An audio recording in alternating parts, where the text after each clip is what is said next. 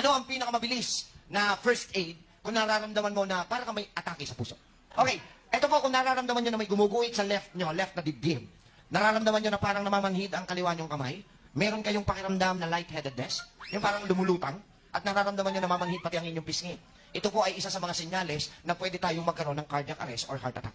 Ito ha, kasi pwede mo itong gawin, ikaw lang mag-isa, kahit wala kang kasama. Kumbaga, naramdaman mo, initial, wag kayong magpapanik. Dahil pag nagpanik ka, bibilis ang daloy ng dugo, causing you to have a cardiac arrest. Title nito ay HAKU method. Haku? HAKU method. Inhale, exhale lang po siya, nalalagyan po natin ng diin sa ha at saka sa ku. HAKU is a Chinese term. When you inhale, you use the word ha. Ha-ha-ku.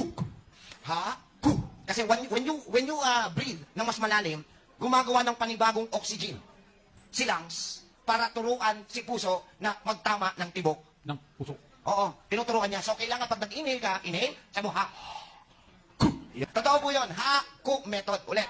When you inhale, you will say, ha-ku. Kailangan may sounds po. Kaya nga, ha-ku ang method. At gagawin niyo po itong exercise na ito. Ilang beses? Dahil 12 times. 12 times. Dahil napaka-healthy po nito kay baga at saka kay heart. Pero- Okay, so, HAKU, gagamitin po ninyo ito everyday and you will see a different result. Maiiwasan na po nito yung frequent na nararamdaman yung palpitation, lumalakas po ang inyong baga, lumalakas po ang inyong puso.